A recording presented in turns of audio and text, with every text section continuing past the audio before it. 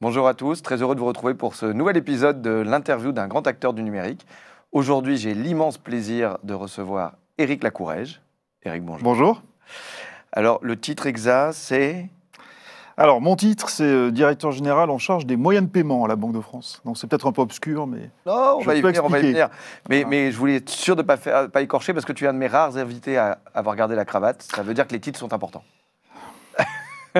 Donc je fais attention, parce que je me trompe régulièrement. Je suis pas très doué sur le sujet. Merci beaucoup de te joindre à nous. Alors en fait, je vais devoir m'excuser auprès des téléspectateurs, nombreux, j'adore dire téléspectateurs pour une interview YouTube à l'Axel, ça fait... parce qu'en fait, j'avais prévu plein de questions. Plein de questions classiques, finalement, pour ceux qui me connaissent à l'Axel. Donc par exemple... PSD2, Kessaco 15 ans après, enfin 10 ans après. PSD3, c'est pour bientôt, l'open banking, plein comme ça, évidemment les cryptos, etc. Et puis bon, j'ai invité Éric, c'était au lendemain des agapes de Nouvel An. Entre-temps, nous avons eu un monsieur qui a pris le pouvoir à l'autre bout du monde et qui a changé les cartes radicalement en 40 jours et qui fait que même dans nos sujets qui peuvent paraître techniques, qui peuvent paraître très loin de tout ça, eh ben, ça change beaucoup de choses. Et donc, au cœur de l'actualité, souveraineté.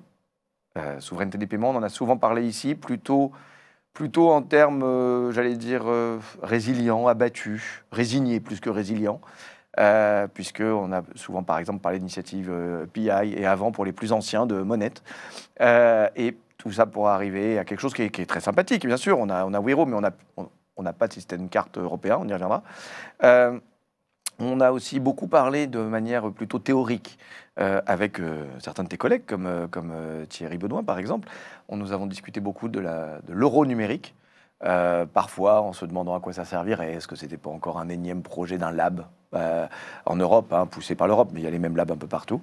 Et puis là, il paraît qu'il y a des réserves nationales de monnaie numérique aux États-Unis. Alors nous, il va falloir qu'on fasse quelque chose. Donc voilà, donc, ça va changer le cours de l'interview. Et nous allons nous axer sur ces thèmes-là. Alors, quand même, en premier, je vais te poser deux questions. La première, c'est qui es-tu, Éric? Et la deuxième, peux-tu nous décrire en quelques minutes l'organisation de la Banque de France et plus particulièrement le rôle de ta direction qui fait que, finalement, tu es la personne la plus légitime à répondre à toutes ces questions que je viens de poser? Merci beaucoup. Bon, d'abord, la cravate, c'est une originalité, finalement, parce que je sais que je suis un dernier, mais voilà, donc ça, je la revendique. Bon, après, c'est une marque de fabrique. Non, alors plus sérieusement, Éric Lacourrège, je suis en charge des moyens de paiement au sens large à la Banque de France depuis 2 ans. C'est une nouveauté, en fait, et ça ne se passe pas qu'à la Banque de France. Dans beaucoup de banques centrales, il y a une prise de conscience pour tous les sujets que tu viens rapidement d'évoquer, notamment de souveraineté et puis d'évolution accélérée de la digitalisation dans le secteur des paiements, qu'il était important d'avoir une vision transversale de la chaîne des paiements au sein de la Banque centrale, pour des raisons d'efficacité de surveillance, de suivi et d'animation aussi du marché, à la hauteur bien sûr de la mission de la Banque centrale. Et cette traduction, ça veut dire quoi? C'est qu'au sein de la Banque de France, c'est le cas aussi dans pas mal d'autres banques centrales des pays avancés, on a décidé d'unifier la gestion de toute la chaîne des paiements. Alors quand je dis toute la chaîne, c'est depuis la fabrication des billets de banque, car oui, on fabrique encore des billets de banque, c'est pas révolu, et je pourrais en redire 2 mots, c'est même encore important, jusqu'au suivi et à la surveillance des cryptos. Voilà. Donc c'est ça le grand écart, si je puis dire. Ça existait déjà à la Banque de France. Oui. J'ai très souvent reçu ici monsieur le gouverneur, mais aussi plein d'autres acteurs de la Banque de France. Sauf que là, vous avez tout mis dans une même direction. Vous avez désiloté. On a désiloté, exactement. Il y avait, en fait, dans l'histoire, c'était intéressant de voir que si on se reporte 50 ans en arrière, à l'époque où le cash était roi, Le cash, c'était la moitié des effectifs de la Banque de France, la moitié. Hein.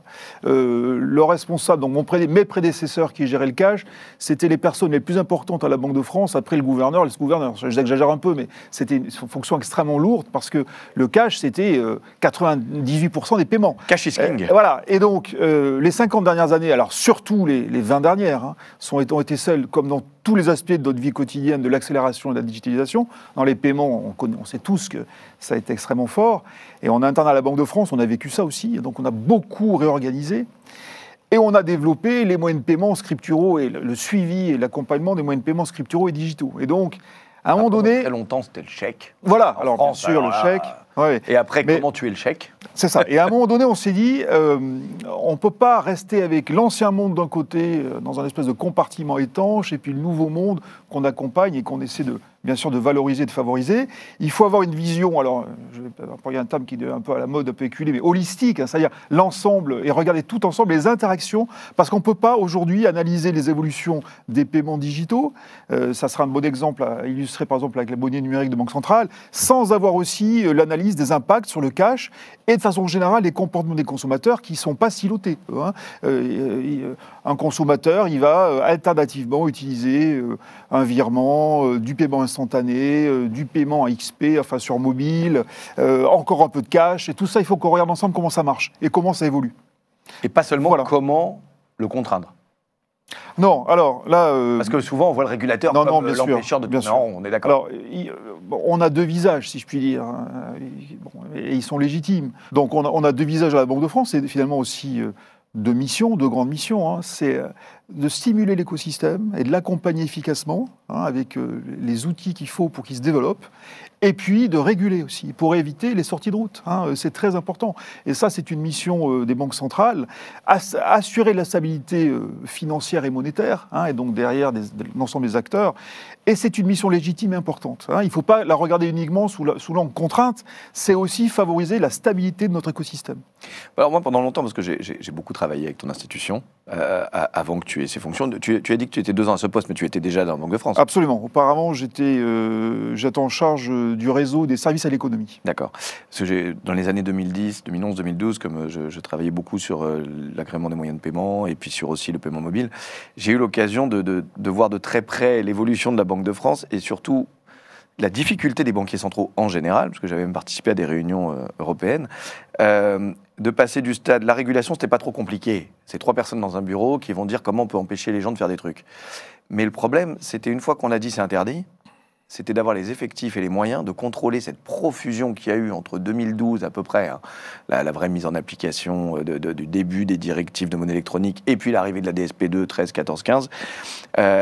Vous aviez à l'époque, hein, on en parlait avec certains des membres, plein de bonnes intentions, mais pas assez d'agents, pas assez de moyens techniques pour contrôler tout cela. Aujourd'hui, j'ai eu l'impression qu'on est passé dans un temps où vous êtes beaucoup plus en accompagnement de la création plutôt que dans l'empêchement de tourner en rond. Tu m'arrêtes si je me trompe. Mais après, quand même, la brigade, elle passe pour vérifier qu'on fait bien les choses. Vous avez les brigades pour le faire maintenant. Bon, disons qu'on a effectivement des collaborateurs de grande qualité. Hein, je ne dis pas ça juste pour leur faire plaisir à distance s'ils me regardent ou quand ils vont me regarder, mais on a effectivement des experts, hein, et donc ça c'est très important. Et les experts, ils sont là pour analyser les tendances, pour essayer de regarder un peu en avance, et puis pour accompagner les acteurs. Hein. Donc on est en interaction très très forte avec l'ensemble de l'écosystème des paiements, quasiment de manière très quotidienne. Hein. Donc ça c'est important, et ça on a staffé. Hein, et ce sont des métiers qui attirent. Et quand on recrute des jeunes, le secteur des paiements, contrairement peut-être au grand passé où là c'était la monétique, c'était pas beau. Rien que le mot était pas beau. Peu le placard avec les balais et les serpillères, hein, tout ça, c'est pas très. Ça, c'est devenu une fonction importante, stratégique et noble. Et donc ça attire. Et ça, pas qu'à la Banque de France, partout. Dans l'ensemble des banques et dans l'ensemble du secteur financier. Donc ça, on a ça, effectivement. Et puis, en contrepoint, on s'est aussi staffé, mais ça s'est développé, bien sûr, sur les 30-40 dernières années. Et ça s'est très bien structuré pour assurer la bonne régulation ou le bon niveau de régulation. Alors bien sûr, il y a la CPR, hein, et puis au travers aussi du contrôle des pratiques commerciales, on a une vision bien sûr sur les paiements. Et puis il y a de mon côté donc direction générale des moyens de paiement, on a un service où on a des équipes, hein, qui s'assurent de surveiller le bon fonctionnement du secteur des paiements. Alors, ça soulève plein de questions. On reviendra tout à l'heure, parce qu'on parlait du cash, cash is king, mais on reviendra au cashless society, mais un peu plus tard. Point très important, tu t'es pas mal exprimé ces derniers temps sur les réseaux sociaux qui affectionnent nos membres. Alors, c'est pas trop Instagram, hein, c'est plutôt LinkedIn. Tu t'es pas mal exprimé sur la stratégie nationale des moyens de paiement. Alors, ça fait très plan. Tu vois, un peu le commissariat au plan. Non, on avait un commissariat au plan, on n'avait pas besoin de gosse plan. Je crois qu'on a toujours d'ailleurs quelque part un truc, mais ça fait des belles choses. Hein. Le plan informatique en France, c'était pas inutile. Non, mais je voulais t'en parler parce qu'en fait, il y a deux sujets. Le premier, comme c'est pas tout jeune, la stratégie nationale des moyens de paiement, il y a eu un temps où c'était un petit peu, comment dire, tu parlais de placard à serpillière tout à l'heure. C'est pas le terme que j'emploierais, mais ça donnait l'impression d'être le truc qui arrive après la bataille. On va vous parler de notre stratégie quand il y a déjà les moyens de paiement mobiles qui existent. On va vous dire, tiens, ça serait bien qu'on fasse des moyens de paiement mobiles. Peux-tu m'en dire plus sur... J'imagine que c'est toi qui as participé à impulser ça, c'est sous ta direction. Peux-tu m'en dire un peu plus? Oui, alors bon, je ne vais pas faire la litanie du détail de la stratégie. Elle est d'ailleurs accessible sur le site de la Banque de France. Enfin, donc, mais quel est l'objectif? Voilà, je vais faire peut-être quelques zooms et puis pour expliquer la philosophie aussi. D'abord, je crois qu'on n'est plus, et c'est plus la mode de la grande planification à long terme. Ce sont des sujets, et des pratiques qui correspondent plus à nos modes d'action et je dirais à nos modes d'évolution. Par contre, ce qui est important et ce qu'on a ressenti, c'est un peu historique, mais c'est toujours très très fort, c'est que en France, on a un écosystème des paiements qui est dynamique, qui est très important, qui était plutôt même plus important que dans beaucoup d'autres pays de la zone euro, qui est novateur, donc qui impulse un certain nombre de choses. Il faut l'accompagner et le structurer un petit peu, parce que c'est un espace aussi de créativité et de mise en commun des acteurs. Alors, il y a tout un tas d'instances, y compris dans les réseaux sociaux, y compris où on met en commun les acteurs. Donc on n'a pas la prétention de dire c'est chez nous que tout va se faire. Par contre, ce qui est très intéressant, ce qui est un peu unique donc, derrière la stratégie dans le Comité national des moyens de paiement, hein, qui abrite les acteurs, c'est qu'on met dans la même enceinte toutes les parties prenantes du monde du paiement. Mais toutes. Bien sûr les commerçants, bien sûr l'ensemble des banques et leurs représentants, mais on va jusqu'aux transporteurs de fonds, par exemple. On a aussi la monnaie de Paris qui imprime qui frappe les pièces. Bon, tu vois, donc l'idée, c'est quoi? C'est que, au-delà, je dirais, d'une planification à l'ancienne ou à la soviétique, c'est pas du tout notre. On est sorti de ce monde depuis très longtemps. L'idée, c'est d'avoir un espace où on rassemble l'ensemble des acteurs pour parler, pour construire aussi, pour parler des sujets les plus importants de l'évolution des paiements. Et ça donne lieu à une stratégie qui est consensuelle avec tous les acteurs. Alors pardon, signée par tous les acteurs. T'arrêtes là parce que les mots sont importants. Oui. Parler, c'est sympa. On parle là. L'objectif de cette stratégie, c'est quoi? C'est de publier des guidelines pour que le gouvernement comprenne où on va, ou c'est plus loin que ça, de dire voilà sur quoi on doit focuser nos efforts communs et collectifs, puisqu'on n'a pas dit qu'il y avait dedans, mais il y a un peu toutes les instances, que ce soit les instances du commerce, les instances des utilisateurs, ça peut aller jusqu'à les instances comment dire, qui vont vraiment défendre, je crois qu'il y a des associations des familles. Enfin, absolument. Voilà. L'Axel a fait partie très longtemps du premier cercle, et à un moment, et d'ailleurs j'ai trouvé ça très intéressant, vous avez il y a 2-3 ans dit ok, on commence à être trop nombreux, parce qu'il y a tellement de gens maintenant qui s'intéressent au paiement, qu'à mettre 70 personnes autour de la table, finalement à 70 on ne dit pas grand-chose, ce qui est vrai. Et vous avez resserré un premier cercle, et vous avez par contre beaucoup de chantiers sur lesquels vous allez chercher les gens dans le deuxième cercle. C'est ça. En fonction des besoins. Tout à fait. Et donc j'attire l'attention de nos membres sur le fait que beaucoup d'entre vous, sans le savoir, font des fois partie du deuxième cercle. Bien sûr. N'hésitez pas à lever la main, parce que c'est facile de dire « Oh, si on m'avait écouté », il faut parler pour qu'on vous écoute. Donc levez la main, souvent, vous avez des instances qui vous représentent, que ce soit nous à l'Axel, et si vous en faites partie, vous pouvez très bien aller à certaines des réunions. Quand il y a des appels à candidature qui sont faits, et j'en reçois, quand il y a des thématiques creusées. Mais là, on est toujours sur parler. Oui, oui. Pour quel objectif? L'objectif, en fait, et on peut donner des exemples concrets. L'objectif, c'est d'avoir des travaux, les mener avec des conclusions derrière, et donc des orientations qui soient validées par notre écosystème, sur des sujets critiques de notre domaine des paiements. Donc il ne s'agit pas uniquement de converser gentiment sur l'avenir des astres, ainsi de suite. Donc par exemple, on a des chantiers au sein de sa stratégie sur, par exemple, l'accessibilité des paiements. c'est un sujet qui est très important, y compris pour une partie de la population, mais bon. La résilience, hein. Qu'est-ce qui se passe en cas de crise, hein, des choses comme ça. La souveraineté. Bien entendu, ce sujet un peu éculé, mais derrière des choses très très concrètes, et pour faire le lien avec ce que tu disais en introduction, ces choses très concrètes, elles se cristallisent même encore plus en ce moment, hein, avec l'évolution du contexte géopolitique. Alors tout ça ne peut pas se faire dans un bocal franco-français uniquement. Donc vous remontez, vous avez des liens? Oui, alors pourquoi on met ça en place, bien entendu, au niveau français? Je le disais, j'insiste là-dessus, c'est parce qu'on a un écosystème particulièrement riche et particulièrement productif, hein. On a le premier scheme carte bancaire indépendant en Europe, j'en reparlerai peut-être si tu veux, mais oui, c'est ultra important. C'est ultra important. Hein. Les banques françaises, et je salue cette initiative, ont été à l'initiative de Wero. Wero, c'est stratégique pour la France, derrière, pour une partie de l'Europe.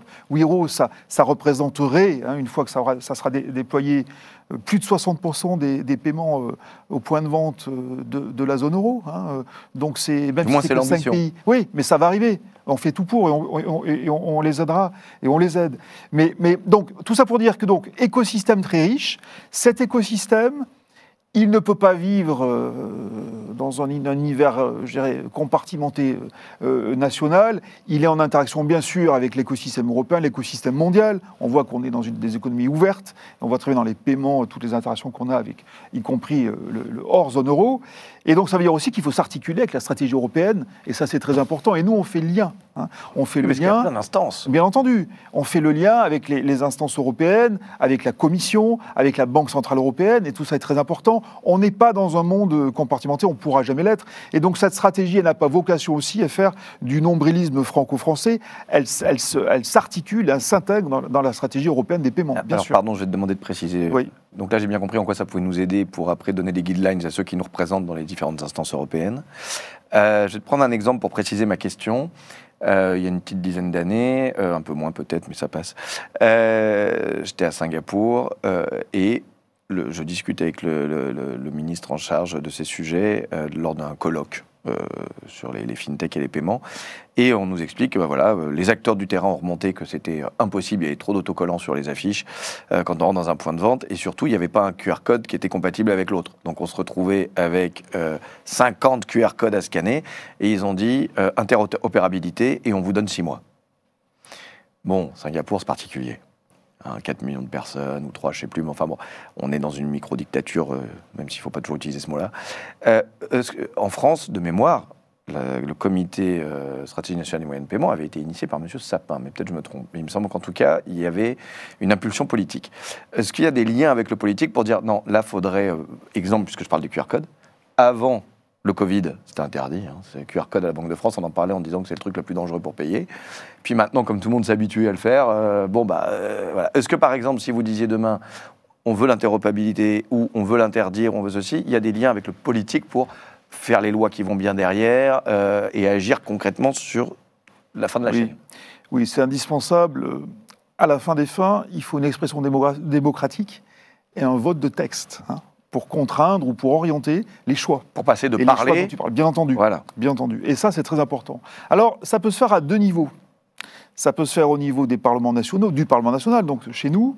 Mais aujourd'hui, sur les paiements, une grande partie des sujets est portée aussi au niveau européen, hein, bien sûr, donc du Parlement européen. Je donne 2 exemples, tu les as cités, qui vont faire l'objet de textes européens fondamentaux pour l'évolution du secteur des paiements. L'exemple de la DSP3, donc l'évolution, la consolidation des acquis de la DSP2, et puis le texte qui est en cours de discussion au Parlement européen sur l'éventualité d'un euro numérique, qui va aussi avoir un impact très fort. Et je rebondis sur ce que tu disais à l'instant sur les normes et sur les standards. C'est absolument capital. C'est capital parce que on subit de cette manière, où on vit avec l'importation de standards qui ne sont pas les standards européens et qui ont fait notre monde des paiements aujourd'hui. On vit plutôt pas mal avec, mais ça pose des questions. Donc il y a des questions à la fois de fragmentation derrière. Oui, parce que les directives, il y a quand même leur implémentation locale. Oui, bien sûr. Et là, vous êtes, j'allais dire, très moteur, peut-être d'un point de vue avec le Trésor, etc. Absolument. Quel texte sorte. C'est ça. Et le lien politique, donc, pour revenir à ta question sur le lien politique, il est indispensable, parce qu'on est dans des démocraties, et donc le politique, au sens noble du terme, a le dernier mot sur les choix de la société. Et en particulier dans notre domaine comme dans tous les autres, mais évidemment. Et donc, pour revenir à l'instance du Comité national des moyens de paiement et donc derrière de la stratégie, on est bien sûr en interaction extrêmement forte, et j'oserais dire quasiment quotidienne, avec la Direction générale du Trésor, pour bien sûr... Qui fait partie du comité de toute façon. Bien sûr, absolument. Et puis, bien entendu, avec les instances européennes, Commission, Parlement, évidemment la Commission européenne, Direction générale de la concurrence et l'ensemble des FISMA, enfin et l'ensemble donc des instances à la Commission qui suivent les questions de paiement. Tout ça est emboîté, travaillent ensemble, et à la fin des fins, sur ces sujets, il y a une expression démocratique. Et c'est très important. L'expression parce que la DGT va aider à préparer des textes législatifs, mais ils doivent être votés. Absolument.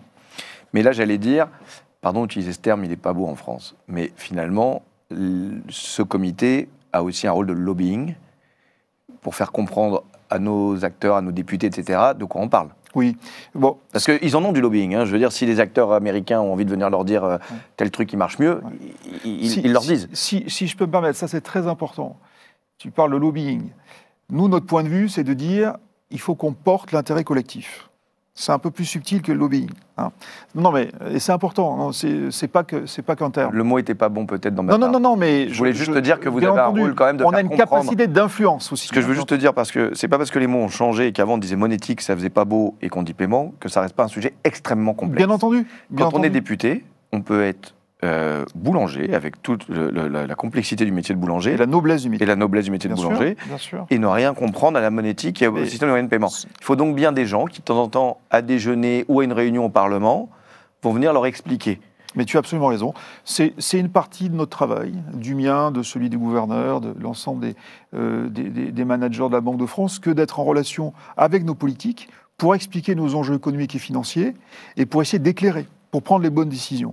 Et c'est ça le sujet, dans les paiements comme ailleurs. Mais dans les paiements, c'est particulièrement vrai, et en particulier en ce moment, Laurent, avec, je dirais, les secousses stratégiques. Tu as raison de me rappeler il faut absolument qu'on y aille. Voilà. On va aborder tout de suite ces secousses. Je voulais juste terminer sur ce point-là, parce que tout à l'heure, tu as évoqué un point, et je ne voudrais pas que nos amis pensent que la Banque de France ne travaille comme au bon vieux temps qu'avec... une cravate. Non, qu'avec carte bancaire et les gros acteurs institutionnels comme Wero, parce que ça reste un gros acteur institutionnel, un de nos membres et que nous aimons beaucoup. Mais pour avoir vraiment vu de près qui participe à ces comités, ainsi que la Direction générale du Trésor qui est très impliquée, vous prenez vraiment le pouls aussi de tous nos acteurs fintech, oui, absolument, de tous les acteurs innovants, qu'ils soient dénommés ou pas fintech d'ailleurs, parce que beaucoup de gens font du paiement. Comme M. Jourdain, sans le savoir. Je veux dire, il fut un temps où, encore une fois, moi je l'ai vécu de près, c'était plutôt comment on va faire pour empêcher les nouveaux entrants d'arriver. Il y avait quand même un fort, pardon du terme, lobby bancaire, où on disait certaines instances pouvaient avoir le dernier mot, on va dire. Aujourd'hui, quand tu dis que notre secteur était très dynamique, on en a parlé en amont, mais on a surtout un des plus gros secteurs en Europe de créateurs et d'innovateurs dans le domaine du paiement. La plupart des innovations, c'est vrai qu'on parlait beaucoup de Londres, mais ils étaient très innovants dans le crédit en fait. Parce que comme c'est un pays de crédit, ils avaient des tonnes de cartes de crédit, en veux-tu, en voilà, des systèmes pour faire du crédit à droite et à gauche. Mais nous, dans le paiement, en général, on est quand même un des premiers, voire le premier en Europe. Et on en est très fiers, il faut que ça continue. On a une industrie financière qui est très forte. Et en adoption. Et donc, en adoption. Avec l'aspect paiement. C'est pas pour rien que beaucoup d'acteurs étrangers, et les Américains et les Chinois veulent venir en France, c'est qu'on utilise ces moyens, quand il y a quelque chose de nouveau. Bien sûr. Laurent, pour rebondir sur ce que tu disais sur l'évolution de la Banque de France par rapport à ça, moi je l'ai vécu dans les dernières années, je l'ai vu de l'intérieur. À la Banque de France, on a un pôle fintech. Qui est très important et très dynamique. On les rencontre souvent. On a un lab où on essaie de jouer l'incubateur par rapport à un certain nombre de start-up ou d'acteurs dynamiques de demain sur le digital en général, mais aussi en particulier sur le compartiment des paiements. Donc ça, c'est aussi la Banque de France aujourd'hui. Si vous venez au lab de la Banque de France, vous n'avez pas l'impression d'être derrière les colonnes en marbre. Et, voilà, c'est un autre monde. Ouais, mais c'est notre monde aussi. Ça sert à évangéliser à l'intérieur de la Banque de France. Absolument. Et puis l'ensemble de l'écosystème. Donc, si je peux insister là-dessus, notre mission aujourd'hui, au-delà, bien sûr, de la stabilité monétaire, qui est la mission de la Banque de France, stabilité financière au sens large aussi, notre mission, c'est de soutenir l'ensemble des acteurs de l'économie qui permettent de générer de la croissance. C'est ça aussi. Et dans les paiements, c'est particulièrement vrai. Et on est au croisement, je dirais, historique et peut-être à l'opportunité stratégique de faire encore plus éclore notre monde des paiements aujourd'hui, européen et français. Alors, donc il faut qu'on la prenne, cette opportunité. Je vais arriver dans, 3 minutes sur les sujets de fonds européens et donc souveraineté qu'on évoquait tout à l'heure et euro numérique. Mais tu viens de souligner un point très important, développer ces activités avec le risque extrêmement lourd ces dernières années du cyber, le risque des attaques. On en reçoit, je pense, 10 par jour sur nos SMS. Je les compte même plus. Je veux dire, cliquez là, votre banque vous demande un truc, terminez votre paiement. Le grand truc à la mode en ce moment, c'est le colis n'est pas rentré dans votre boîte aux lettres, appuyez ici. Et donc les paiements sont en premier front. Parce que derrière, tu parlais de Wero, donc on parle d'initier un virement. Une fois que le virement il est parti, moi avec ma carte, je pouvais encore me plaindre, appeler. Quand mon virement il est parti, il est parti. C'est vrai. Et je vois encore de très nombreuses personnes qui ne comprennent pas à quel point faire une copie de leur IBAN sur Facebook n'est pas une très bonne idée. Et en disant on peut rien en faire. Donc j'imagine que ça c'est un gros sujet chez toi. Oui. Alors il y a deux aspects. Il y a l'aspect lutte, et puis au sens, on fait face à l'ensemble des types de fraudes, on essaie d'y répondre pour les faire baisser, et puis la prévention. Tu es plus dans quoi aujourd'hui ? Dans les deux. Alors là, j'insiste beaucoup, absolument. Pourquoi ?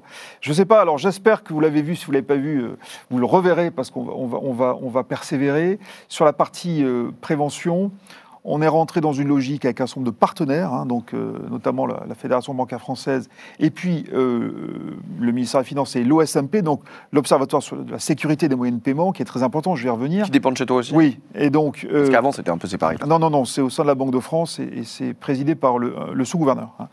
On est donc...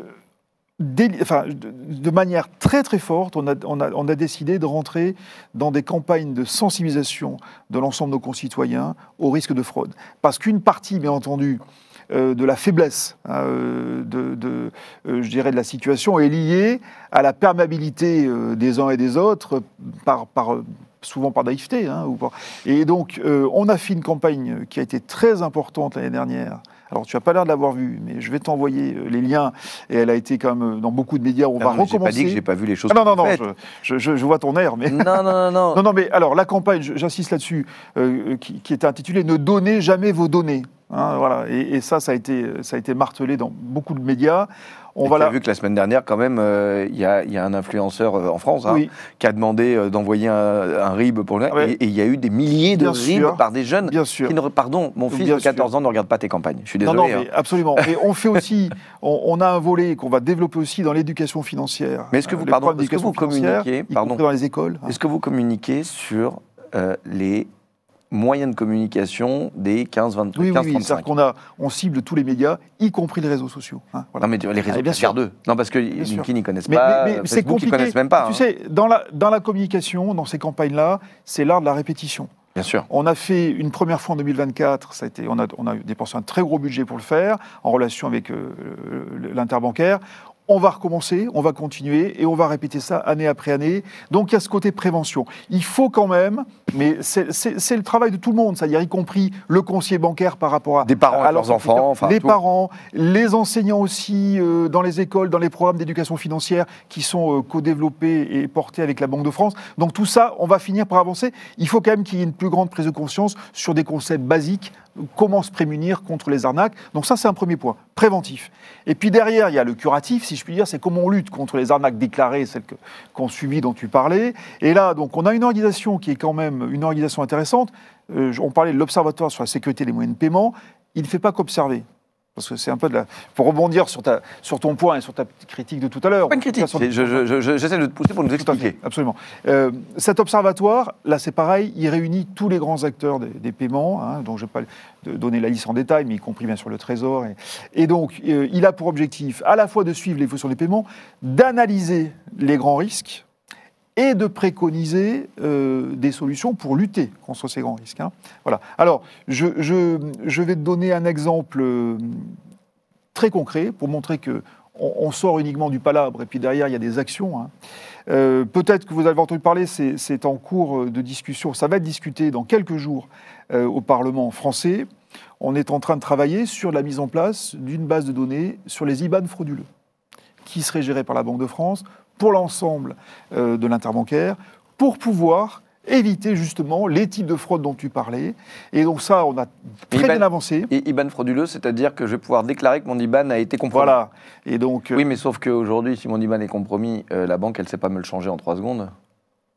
Alors, il faut voir avec ta banque. Hein, non, parce que les banques sont quand même très agiles. Hein, mais non, parce qu'il y a beaucoup de fintechs qui ont travaillé. Oui. Ça a été d'ailleurs une niche à un moment sur les IBAN virtuels. Oui. Et ils sont capables de tokeniser l'IBAN, tout comme on le fait pour les cartes depuis bien longtemps. Ouais. Hein, je pense à certains de nos amis et membres comme IBAN First et autres. Mais les banques aujourd'hui, moi j'ai encore, alors que j'ai changé 10 fois, j'ai déménagé 10 fois, oui. J'ai encore l'IBAN de là où je suis arrivé en 2001.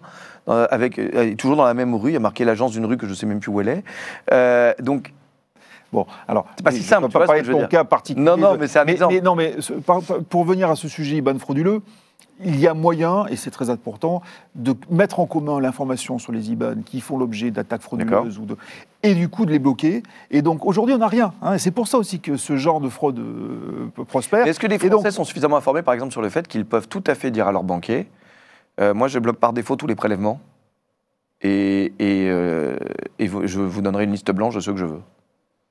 Alors, ça, il faut voir en bilatéral avec son banquier. C'est possible de demander le blocage d'un prélèvement si on a un bon motif, hein, bien entendu. Hein, par exemple, on donne un exemple, une assurance sur un téléphone portable qui n'existe plus et qui continue d'être prélevée, hein, ce genre de choses. Bon, on est un peu en dehors des sujets de paiement, hein, là. C'est du paiement, le prélèvement. Bien entendu.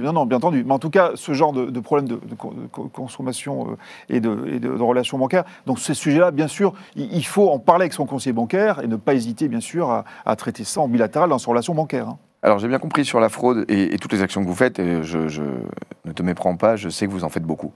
Moi, une des questions que je me posais, c'est est-ce que notre culture française, et là c'est au-delà de la Banque de France, mais qui est très souvent dans la protection du consommateur, n'est pas là, dans le cas présent, un frein, parce que finalement on se dit, bon, la banque paiera.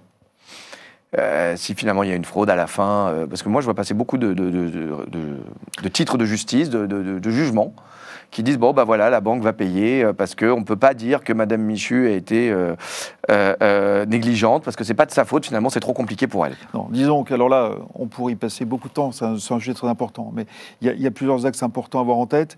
Il y a le fait, je disais tout à l'heure, qu'on ne peut pas juste donner un blanc-seing en disant, quoi qu'il arrive, bien entendu, c'est pas grave, il y a quelqu'un qui finira par payer. Donc il y a le côté éducation, entre guillemets, ou sensibilisation de l'ensemble des citoyens à ces risques-là. Et là, il faut qu'on augmente notre force d'explication, je dirais, base de percussion sur ces sujets. Donc, c'est ce que je disais tout à l'heure. Il y a aussi le fait, bien entendu, qu'il faut renforcer la lutte contre les divers types de fraudes les plus importants. Et là, on est quand même très armé parce qu'on est en train de faire monter à bord les telcos, par exemple, hein, et donc ils ont bien pris conscience du risque. Voilà. Et donc, par exemple, lutter contre le spoofing, choses comme ça. Donc tout ça progresse quand même pas mal. Et puis derrière, il y a bien sûr l'accompagnement par les banques de leurs clients. Donc il y a ces 3 axes-là. Hein. Mais on ne peut pas dire, non, tout ça, c'est pas grave, on laisse développer la fraude, et puis finalement, certains paieront, hein, les banques ou d'autres. Donc ça, c'est pas le sujet. Le sujet, c'est bien d'agir sur les 3 axes. Hein. Très bien. Et alors, il nous reste 25 minutes pour les gros sujets. Mais je trouvais important quand même que nos membres voient un peu l'étendue des sujets que tu as traités. Voilà. Donc là, effectivement, je disais, notre ami Donald a changé un peu l'ordre du jour. Donc on ne parlera pas plus que ça de DSP3, on ne parlera pas plus que ça de l'open banking. Désolé pour nos membres. Une prochaine fois. Mais voilà. Tu reviendras. Quand même, quand on voit tout ce qui s'est passé récemment, je crois que rien que les quelques semaines qu'on vient de passer, nous ont montré que chaque matin, on peut entendre une nouvelle qui nous remet en cause notre souveraineté. Et évidemment, on parle militaire, mais pas que. Aujourd'hui, si je résume en Europe, si demain quelqu'un avait envie aux États-Unis de couper nos amis à fond rouge ou à fond bleu, on peut bien payer en France parce qu'on a un très beau réseau carte bancaire. Ce sera plus compliqué dès qu'on va vouloir sortir de chez nous. Et puis alors en Europe, tout le monde n'a pas un aussi beau réseau national. Donc déjà, tout ce qui est transfrontalier, on oublie. Et alors, même dans certains pays qui ont abandonné à des acteurs étrangers, ça ne marche plus. J'allais te dire, on aura le même problème avec le GPS. Mais ça, c'est un premier sujet. Qui peut nous amener à regretter que l'initiative EPI, qui au début devait avoir la carte, et même si tu m'as dit 60% des paiements en point de vente en cible pour Wero, avec la carte, j'imagine, ça aurait été plus. Donc, ton avis, ton rôle, en quoi tout ce qui est en train de se passer là te met une pression particulière et peut-être influe sur tes actions de tous les jours? Voilà, première grande question sur la souveraineté. Alors, c'est un sujet majeur aujourd'hui, bien entendu. Moi, j'aurais tendance à prendre ça sous l'angle plutôt positif. C'est que c'est une opportunité très forte. Je ne vais pas parler, bien sûr, des domaines qui ne sont pas de ma compétence, mais comme tu disais, il n'y a pas que dans les paiements que ça secoue, si je puis dire. Donc, partout. On ne va pas parler de l'armée ce matin. C'est bien entendu un sujet extrêmement large et très problématique. Mais pourquoi c'est une opportunité? Parce que, in fine, ça nous aide à prendre conscience et finalement à nous organiser d'une certaine manière, mais à prendre conscience que dans le secteur des paiements, on n'est pas au minimum requis. C'est un wake-up call. Voilà, absolument. On n'est pas au minimum requis en termes de souveraineté. Alors, si on regarde la situation actuelle, tu parles effectivement des paiements cartes. Alors, les paiements cartes, c'est quand même l'essentiel des comportements de paiement des consommateurs européens aujourd'hui, avec le cash, mais grosso modo, c'est les deux. Aujourd'hui, sur les 20 pays de la zone euro, avec la même monnaie, donc, nous n'avons que 5 pays qui ont un scheme carte bancaire. Donc quelque chose de comparable à ce qu'on a chez nous. Voilà, et sauf que d'ailleurs, en termes de développement et de résilience, c'est probablement, c'est même certainement notre scheme CB, donc carte bancaire français, qui est le plus développé, qui a la meilleure couverture et qui est le plus gros, de loin. Donc on est dans une situation effectivement de très très grande dépendance. Alors, est-ce que la situation s'est aggravée de ce point de vue-là? Aujourd'hui, on n'a pas de signe. Et il n'y a pas de raison d'être alarmiste sur le fait de dire on est à la veille d'une catastrophe dans les paiements en Europe. C'est faux, c'est faux. Et on a, je dirais, des relations extrêmement fortes, solides et constructives avec les acteurs dont tu parlais. Oui, mais qui sont, en particulier depuis le rachat de Visa Europe, qui sont oui, bien sûr, complètement américains. Donc la question, c'est une question de souveraineté. Et donc, est-ce que... Il n'y a pas de risque identifié à date. Voilà. Est-ce que les paiements doivent devenir, pour les raisons d'évolution géostratégique dont on parle, qu'on a tous en tête aujourd'hui, est-ce que les paiements doivent devenir une zone d'investissement ou un secteur d'investissement prioritaire pour assurer la souveraineté? Ça, c'est la question. C'est une question très importante. Elle est aussi importante, probablement, je ne vais pas faire une graduation, mais que la défense ou que la souveraineté alimentaire ou d'autres. Et donc, la réponse est évidemment oui. La réponse est évidemment oui. Évidemment oui, il faut qu'on ait des schemes de paiement autonomes en Europe, mais dans une complémentarité. On restera des marchés ouverts. Il faut aussi que l'innovation continue à se développer. Il faut qu'on soit attractif, y compris pour des acteurs non européens qui peuvent apporter des technologies intéressantes, importantes et fructueuses pour l'Europe. Mais il faut quand même qu'on ait ce filet de sécurité aujourd'hui qui est insuffisant. Question sur le timing, ou plutôt dire le niveau de réactivité. On a vu qu'en 48 heures, après l'incident au Capitole, à la Maison-Blanche, pardon, l'Europe a remis en cause 75 ans de dogme sur l'armée et sur le financement militaire. On va faire fi de tous nos plafonds, on va investir. Tout d'un coup, j'entendais même un général ce matin expliquer qu'il faudrait peut-être revenir à la conscription en France parce que sinon on n'a pas assez de militaires. Et finalement, tout ça passe crème entre un café et un croissant parce que la peur est là. est-ce que ça peut, à ton avis, être aussi rapide dans des sujets aussi stratégiques? Tout à l'heure, j'ai parlé de notre localisation, les GPS. Dans ma voiture, aujourd'hui, s'il me coupe, ça va être compliqué. Le paiement et d'autres, mais on va rester sur ceux qui te concernent. Est-ce que tu penses que ce wake-up call peut avoir des impacts aussi rapides et massifs en termes d'investissement? Parce qu'on se rappelle, ici même, devant cette caméra, dans ce plateau, la patronne de PI, Martina, qui faisait un appel à fond en disant « c'est bien de nous aider, monsieur le ministre », parce qu'à l'époque, le ministre avait dit « c'est super ce que vous faites ». Elle dit « j'adore les compliments, mais j'aimerais de l'argent ». Et comme il n'y en a pas, il n'y a pas eu carte bancaire. Il n'y a pas eu la carte, pardon. Est-ce que tu penses que là, le dogme peut changer? Alors, très clairement, on a les prochains mois, les prochaines années pour mieux se structurer sur le domaine des paiements en termes de souveraineté. C'est indispensable, c'est évident, et c'est le discours qui sera porté par tous les responsables au niveau français et européen. Tout le monde est aligné. Ça veut dire quoi?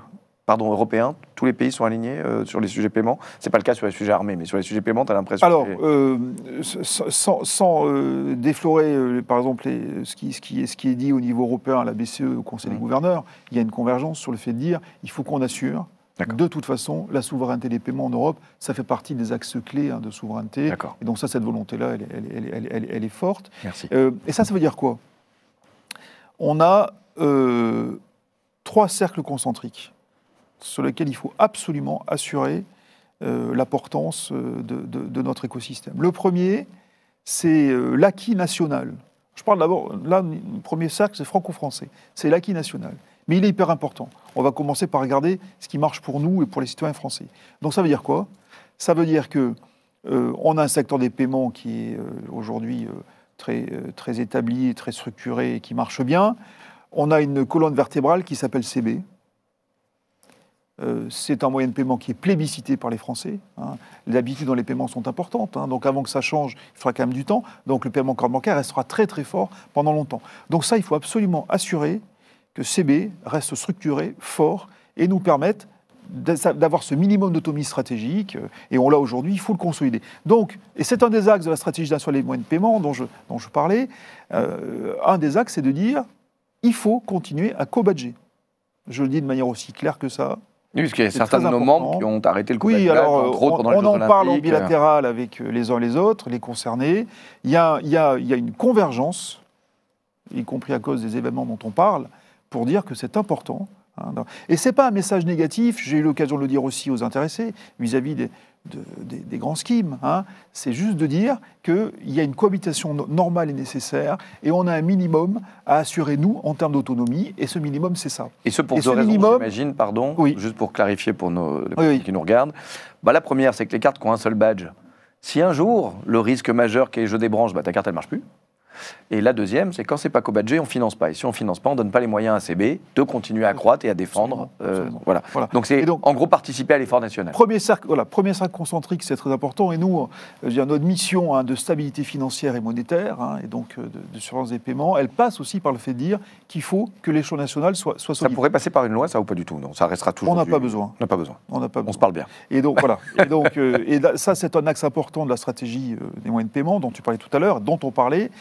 Il faut qu'on assure la consolidation de CB. Voilà. Et je le dis de manière dépassionnée, de manière très sereine, et on le partage avec l'ensemble des Oui, parce qu'il fut un temps où certains voulaient, pardon de dire ça, parce que c'est un membre éminent de l'Axel, mais il y a peut-être 7-8 ans, certains parlaient d'enterrer CB. Non. Donc voilà, ça c'est clair et net, et ça contiendra de moyens de paiement très importants, bien sûr, y compris dans sa version sans contact, et puis demain... c'est une colonne vertébrale. XP ou d'autres... Voilà. Alors, premier point, ce premier cercle concentrique. J'insiste aussi sur notre point. Dans ce cercle concentrique, en termes de résilience, pour nous, Français, il y a le cash. Il ne faut pas oublier. Le jour où il n'y a pas d'électricité... Tu es content d'avoir du cash. Le jour où il n'y a pas d'électricité, il nous faut un moyen de paiement minimal. Et donc ça... C'est pas neutre, parce que c'est aussi l'intérêt, pour rebondir à ce qu'on disait en démarrage, d'avoir une vision globale des moyens de paiement. Il n'y a pas l'ancien monde qui va disparaître et qui has-been, et puis il y a le nouveau qui... Oui, j'imagine que d'ailleurs vous avez beaucoup, au début de la guerre en Ukraine, vous avez dû beaucoup travailler au cas où on coupe l'électricité, les problèmes d'énergie. Nous, banquiers, moi, mais pas que, l'ensemble des collègues de la Banque de France, toutes mes équipes, on est payés pour assurer la continuité des paiements des Français. Donc on regarde tous les cas possibles. Bien entendu. Et on travaille sur des scénarios de crise, et avec l'ensemble des acteurs. Et leur probabilité. Et bien sûr, et comment on gère les scénarios extrêmes. Et un scénario extrême, ça peut être pour des attaques cyber ou autres, mais aussi pour des catastrophes naturelles. On l'a vu à Mayotte, on a été obligé de se mobiliser pour distribuer du cash. Ça arrive, et ça va continuer d'arriver. Et donc le cashless society que voulaient certains de nos amis, finalement... C'est une illusion. Non seulement c'est une illusion, mais tu dis... Attention, ça pourrait être dangereux quand même, là. Oui, il ne faut pas opposer les mondes, l'ancien monde et le nouveau monde. Ils sont complémentaires. Et moi, je suis là pour expliquer que, à la fois, on supporte et on est responsable de la continuité de distribution du cash, parce que c'est indispensable pour nous tous, y compris dans les cas de résilience et surtout, mais aussi pour dire qu'on fera tout pour favoriser le développement de l'écosystème des paiements digitaux, parce que c'est l'avenir et parce que c'est très important pour le développement de l'économie. Alors, je finis sur mes cercles. Vas-y. Important. Bien sûr, on a le temps. Pas être trop long, mais je fais attention au temps. Le premier cercle, c'est celui-là. Il est extrêmement important. Et puis, le premier, c'était CB, tu me disais. C'est le CB et le cash. CB et cash, oui. Voilà, ça, c'est le premier cercle de résilience. Ouais. C'est le premier cercle de résilience. Le deuxième cercle qu'on va soutenir et qu'on va peut-être encore plus soutenir dans le futur, c'est bien entendu les initiatives de paiement souveraine en monnaie commerciale européenne. Alors, c'est un peu long ce terme, ça veut dire quoi ? Alors aujourd'hui, on a en tête bien sûr EPI. C'est une très belle initiative. Et moi, en tant que banquier central et représentant de la Banque de France, je réaffirme un soutien plein entier. Je l'ai fait en bilatéral et on va faire tout ce qu'il faut pour que ça prospère à cette initiative. Pourquoi ?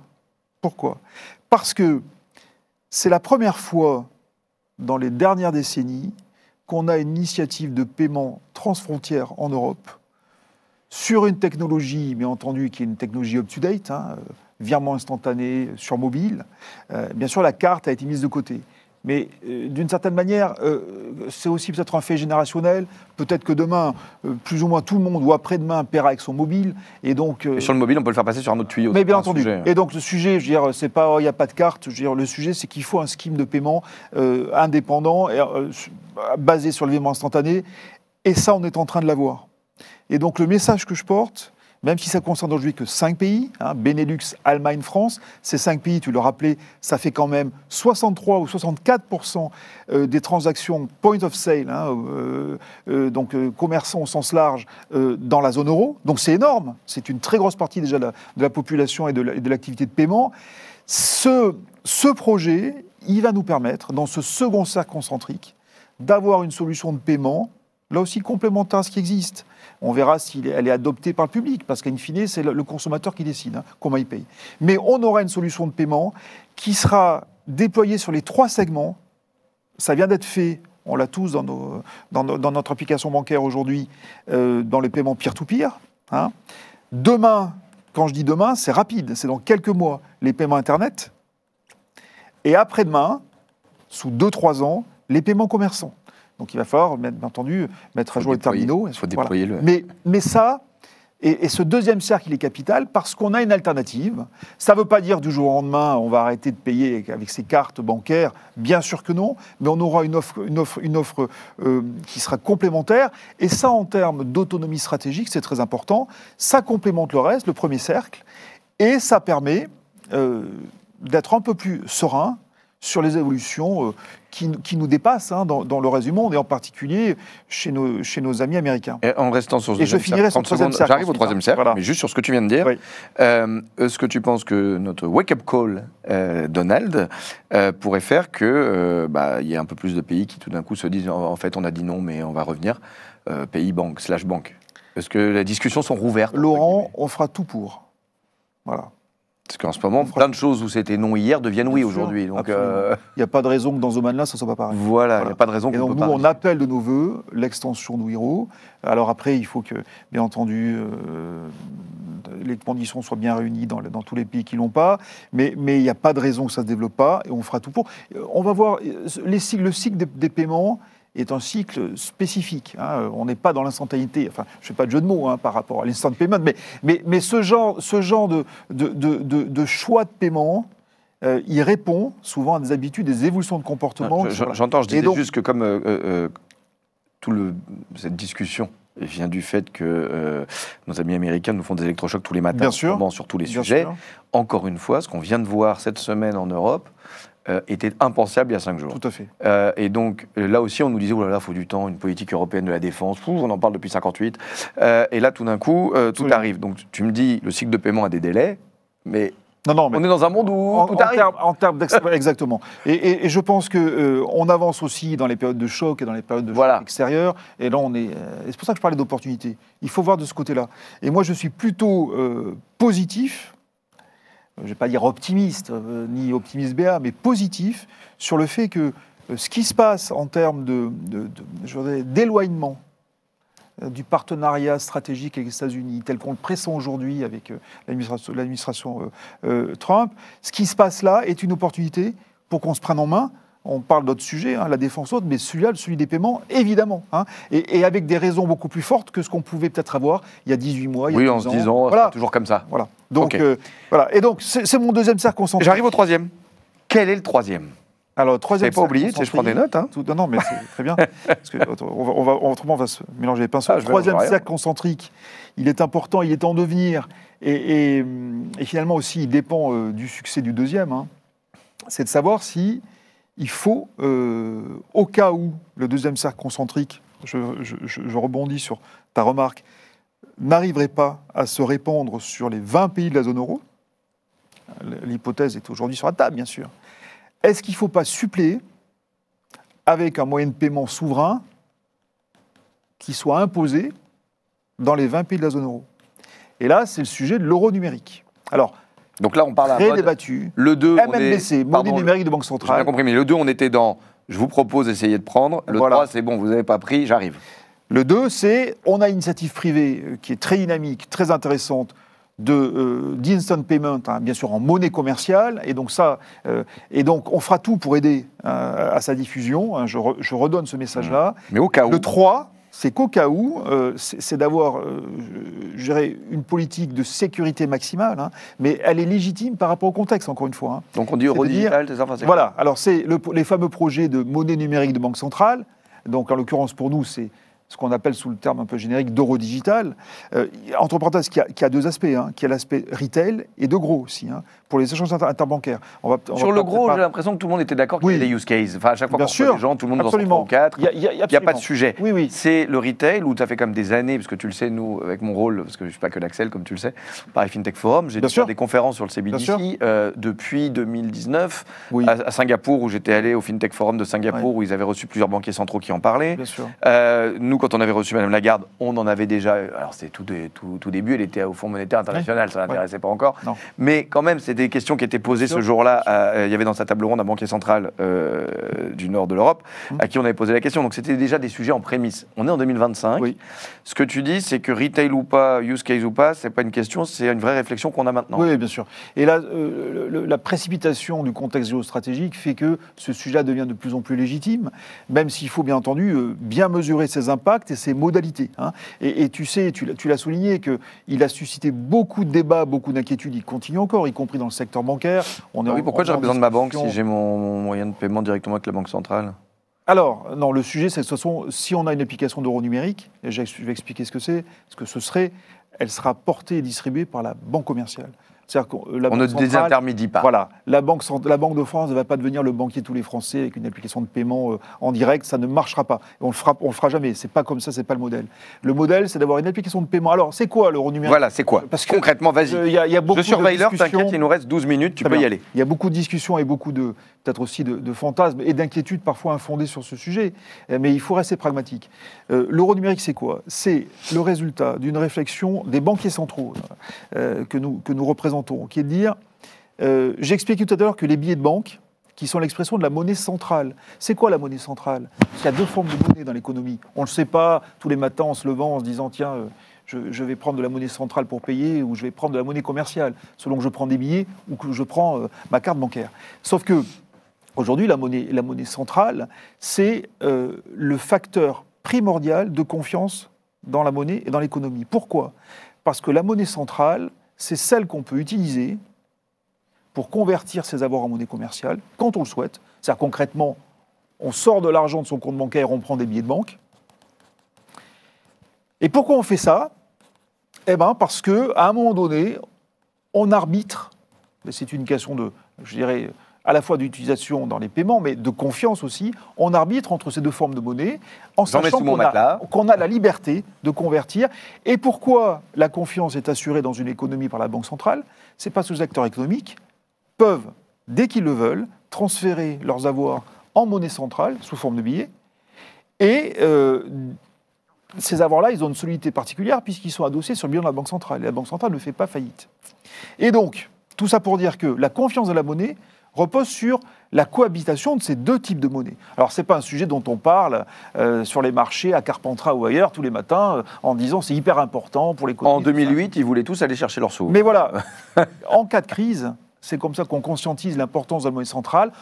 Comme par hasard, on va faire la co-distributeur pour retirer ses économies. Hein. Et ça montre bien que et d'ailleurs, tu pourrais pas donner à tout le monde, entre nous soit dit. On a beaucoup de réserves. On a beaucoup de réserves de billets. Et ça fait partie aussi de notre résilience dont je parlais. Alors, pour revenir à ce sujet de l'euro numérique, notre réflexion en tant que banquier centraux, c'est de dire pourquoi, ou plutôt, ne serait-ce pas le moment de convertir les qualités du billet de banque, qui va rester, c'est ce que je disais, dans le paysage, pour tout un tas de bonnes raisons, les qualités du billet de banque dans le digital. Et donc, d'avoir aussi la monnaie centrale dans le digital. Et donc, l'idée, ce serait de transférer les qualités du billet dans un moyen de paiement en monnaie centrale, offert par les banques centrales, mais distribué par les banques, hein, qui serait un complément, peut-être demain de Wero, aujourd'hui de la carte bancaire. Et donc, qu'est-ce qu'il aurait comme caractéristique qui le différencierait d'un paiement carte bancaire ou d'un paiement Wero demain? Eh bien, ces caractéristiques, c'est que ce moyen de paiement serait totalement gratuit, pas de commission, comme pour les billets de banque. Quand on paye en cash, c'est pour ça que les commerçants aussi demandent du cash parfois, c'est qu'il n'y a pas de commission. Par contre, s'il le dépose à la banque, on lui prend des frais. Mais ok. En tout cas, pour le consommateur, il n'y a pas de commission. Tout à fait, gratuit pour le consommateur. C'est le seul moyen de paiement gratuit, et demain, dans le monde digital, il aurait cette même caractéristique. D'accord. Le deuxième, ultra important, le cours légal. Le cours légal, ça veut dire quoi? Ça veut dire qu'il y a obligation d'accepter en paiement, pour les acteurs économiques, le billet de banque. On ne peut pas refuser d'être payant. Alors, avec quelques restrictions, si on ne peut pas rendre la monnaie, parce qu'on n'a pas la monnaie. Bon. Mais le cours légal, c'est très important. Ça veut dire qu'on sait qu'à un moment donné, il y a un moyen de paiement au moins, dans la zone euro, si on met en place l'euro numérique, aujourd'hui c'est le cas des billets, qui est accepté partout et qu'on ne peut pas refuser. Très important. Je ne vais pas lister tous les aspects, mais... Non, mais donne-moi les plus importants. Le troisième très important, c'est... Donc, accepté partout, ça voudrait dire que là, pour le coup, c'est pas comme Wero où on essaye de convaincre, c'est tout le monde doit le faire. Ah ouais. Ça veut dire on distribue obligatoirement partout, et on est sûr... Et on accepte partout. Et on est sûr que dans les 20 contrairement à interdire moins de 20 euros, machin... À Tallinn, comme à Malte, comme à Chypre, comme en Sicile... Je veux payer, je dois prendre. Tous les commerçants acceptent ce paiement gratuit. C'est un beau challenge, techniquement, là. Absolument. Ah oui, c'est pas rien. Mais voilà l'enjeu. Et l'enjeu, c'est de dire, alors, il y a les caractéristiques... Et le troisième, pardon, vas-y. Troisième, c'est la confidentialité. Comme le cash, le paiement, peut-être jusqu'à un certain montant, on n'a pas décidé lequel, peut rester anonyme. D'accord. Alors, il y a tout un tas de débats, on peut passer une heure. Hein. Oui, à la fois de dire Big Brother, c'est pas vrai, vous allez nous contrôler, et puis à la fois de dire ça va continuer à favoriser le terrorisme. Donc voilà. Donc, mais bon, je ferme le débat. Mais il y a un débat en cours, il y a des taquets à trouver. Si on transfère les qualités du billet dans le digital, ça serait aussi que la Banque centrale assure l'anonymat du paiement jusqu'à un certain niveau. Une autre caractéristique très intéressante, et techniquement on est prêt. Et c'est l'intérêt aussi de bosser avec des fintechs, avec des acteurs importants du numérique en Europe, c'est de faire des paiements de téléphone à téléphone, peer-to-peer, sans réseau Internet, avec réconciliation comptable ex post. Hein. Mais ça, c'est pour faire la comparaison jusqu'au bout avec le billet. Hein. Je suis avec ma cousine, je lui dois 25 €. Traditionnellement, si je n'ai pas d'Internet, mon seul moyen, c'est de lui donner 25 € en billet de banque.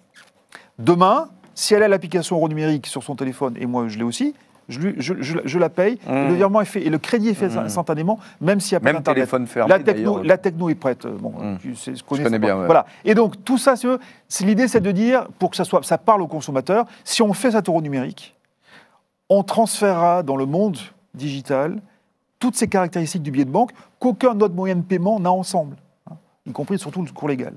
Et donc, ce troisième cercle, il aurait l'intérêt de garantir le maintien de la monnaie centrale dans le monde virtuel, hein, dans le monde digital, pas virtuel, digital, et donc ça c'est très important.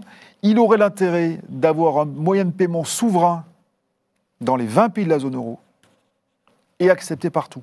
Partout, point de vue physique et digital. Mais pour toi, le moindre fleuriste devrait l'accepter. Absolument, c'est le principe du cours légal. Et on travaille avec la Commission européenne et le Parlement européen à une directive sur le cours légal, justement, qui rendrait obligatoire... Directive ou règlement ? Une directive, à vérifier. Parce que, je veux pas dire directive, on peut l'adapter. Non, mais en tout cas, un texte sur le cours légal qui soit, bien sûr, qui s'impose dans les 20 pays, à la fois sur le cash, hein, parce que les réglementations nationales sur le cours légal sont disparates aujourd'hui dans les 20 pays, mais aussi, bien sûr, en préparation de l'euro numérique si on devait décider son émission.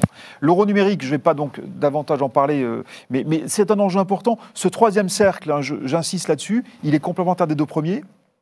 Et c'est aussi pour ça qu'avec ces trois cercles, on peut être relativement optimiste sur notre écosystème des paiements et sur notre souveraineté. Alors j'ai quand même une dernière question sur ces trois cercles.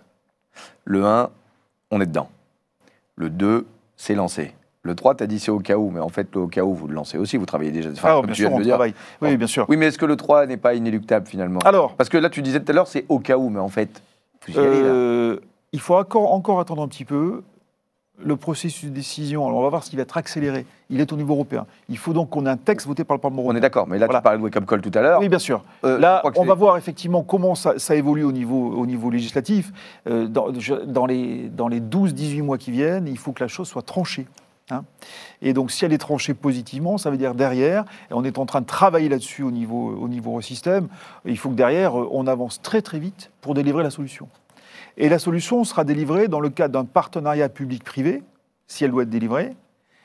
À la fois pour le moteur central de règlement, on l'adossera sur Target et ça sera développé par quelques banques centrales. Et là, bien entendu, la technologie, je dirais, du moteur central, c'est le savoir-faire des banques centrales. Mais pour l'application de paiement et toute la connectivité au moteur central, on travaillera avec des grands leaders techno du marché.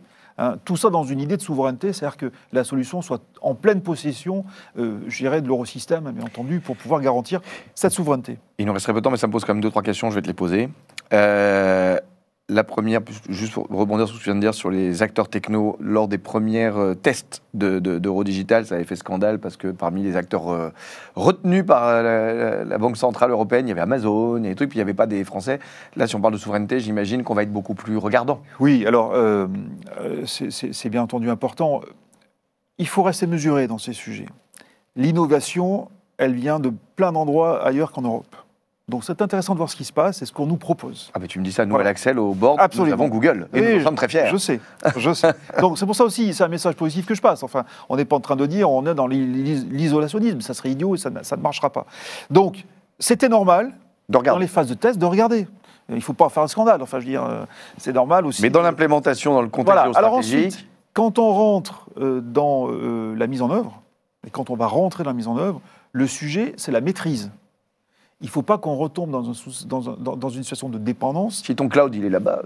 Dans un projet où, justement, on veut garantir l'autonomie minimale. D'accord. Voilà. J'insiste sur un point. Tous ces sujets-là, ces trois cercles concentriques, ce n'est pas le repli sur nous-mêmes en disant on met dehors tous les dangers potentiels ou imaginés. C'est la maîtrise. Et le message aussi, selon lequel l'espace des paiements européens est suffisamment large pour que tout le monde s'y épanouisse. Mais on veut une maîtrise minimale où on n'y est pas. C'est très important. Et donc, mon message d'optimisme, c'est qu'avec ces trois cercles concentriques, on va y être. Donc ouvert mais pas naïf. L'autre point sur tes cercles concentriques, moi ce que je comprends pas bien, c'est si on travaille sur les trois en même temps, moi à la place de Martina, je lance pas Wero, je vais directement travailler sur l'euro numérique. De toute façon, non, alors... je fais exprès. Hein. Non, bien sûr, mais c'est très important. On a un séquencement qui est très clair et qui justifie que Wero avance. Pourquoi ? Ce séquencement, c'est que Wero, j'ai expliqué les dates, dans les 3 ans, on devrait avoir dans les 5 pays en question les trois solutions de paiement, y compris... Donc, alors qu'Eurodigital... Bien sûr, l'Eurodigital, c'est pour la fin de la décennie. Voilà. Et donc, c'est pour ça que les cercles concentriques, c'est important. On construit notre souveraineté progressivement, mais si on a déjà les 2 premiers cercles, ça sera bien. hein. Et le troisième, ça va être un complément. Et l'idée aussi, on rebondit, Laurent, on aurait pu passer encore quelques heures, mais sur la question des standards. J'adorerais. Sur la question des standards. L'euro numérique, si on doit le faire vivre, il ne doit pas cannibaliser l'écosystème privé existant.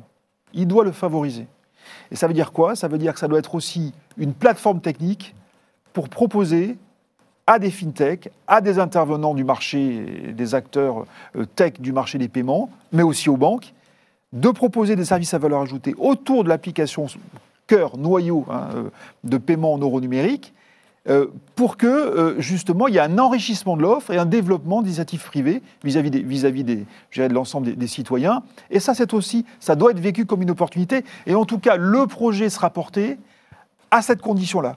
Il faut que ça soit un facteur favorable au développement de l'écosystème. Hein, c'est un peu comme quand on met dans la mer des rochers pour développer dessus le plancton, les coraux, les poissons. C'est pareil, le sujet il est là. Hein. Aujourd'hui, ça nous manque, ça, aujourd'hui. J'entends, mais pour avoir travaillé là-dessus pendant plus de 15 ans et y avoir reçu des gens beaucoup, les services à valeur ajoutée, beaucoup les cherchent encore pour les monétiser. Souvent, ils sont obligés de les offrir. Et là où ils gagnent leurs sous, c'est quand même toujours dans la transaction. Ouais, donc, si tu prends la place de la transaction et que tu l'offres gratuitement, tu comprends qu'il y en a qui te disent oui, tu m'embêtes. Et on est d'accord. Mais tu parlais aussi de la disruption dans le domaine des paiements. Elle est très forte. Et je dirais, les gisements de valeur évoluent beaucoup. Moi, je ne parierais pas sur le fait que ce que tu viens d'expliquer ne change pas dans les prochaines années. Et je pense même le contraire. Je pense notamment aussi avec l'IA, enfin, on n'en a pas parlé, hein, mais bien sûr, là aussi, ça devient un peu la tarte à la crème. Mais évidemment, l'IA, dans tout un tas de sujets liés au paiement, va être... En fait, ce que tu es en train de dire, c'est que ça va décaler la chaîne de valeur. Il y a des choses qui vont devenir une commodité et il n'y a pas de raison de faire payer de la commodité. Absolument. Et à un moment, maintenant que tout ça s'est banalisé, les services à valeur ajoutée, par contre, il faut comprendre que c'est payant. Et ça refait le lien avec un sujet qu'on n'a pas pu aborder, mais qu'on pourra peut-être faire dans une autre rencontre, de l'open banking et de toutes les opportunités qu'on pourrait avoir dans les services à valeur ajoutée, d'agrégation de comptes, ainsi de suite. Tout ça, on est au début, y compris avec l'IA, de l'imagination des nouveaux services qu'on va avoir autour des socles de paiement, finalement. Et alors, je suis désolé, je te prends... Théoriquement, tu es en retard. Dans 30 secondes, est-ce qu'on peut prendre 5 minutes? Oui, bien sûr. 5 minutes, parce qu'on n'a pas parlé d'un sujet très important qui est lié à ce qu'on vient de dire. Tu souhaitais quand même parler un petit peu des cryptos. Dire un mot vite fait là-dessus. Alors, en 2 mots, d'abord, quand on parle de monnaie digitale, beaucoup de gens mélangent. Alors, mais attends, en plus, Donald Trump vient nous dire qu'il voulait faire une réserve nationale avec des bitcoins, de l'Ethereum, et puis, si possible, sa monnaie à lui, j'imagine. Nous, comment on réagit à ça? Première question. Deuxième question, j'étais il n'y a pas longtemps à une réunion d'acteurs crypto français qui disaient bon, bah, c'est bien sympa, Mika, on est les rois de la réglementation, mais résultat, on n'a plus rien le droit de faire, alors que les Américains, ils ont le droit de faire plein de choses. Je te donne un exemple, le fait de ne pas pouvoir faire du yield sur des stablecoins. En français, c'est-à-dire avoir un taux d'intérêt sur mon argent placé sur mon stablecoin. Ça, en Europe, on a dit bah, c'est le boulot des banques, et là-bas, ils ont dit bah, non, on peut. Donc, résultat, j'ai pas d'intérêt, moi, à mettre mon argent en crypto sur une plateforme française qui est Amsan ou que demain Mika. J'ai plus intérêt à le mettre sur une plateforme américaine qui pourrait me le faire. C'est un sujet très complexe. Et nous, notre position, là aussi, on ne veut pas passer pour l'horrible régulateur ou l'empêcheur tourne en rond ou celui qui a raté un train. Hein. Mais revenons au basique. Les cryptos, c'est quoi? D'abord, ce n'est pas des crypto-monnaies. La crypto, ce n'est pas de la monnaie. C'est des actifs risqués, parfois même spéculatifs. Crypto-actifs, pas crypto-monnaie. Voilà, crypto-actifs. Hein. Dans les crypto-actifs, il y a 2 catégories. Il y a la catégorie des placements, je dirais, risqués ou spéculatifs, hein, où là, le but, c'est de faire de l'argent sans être assis sur l'économie réelle.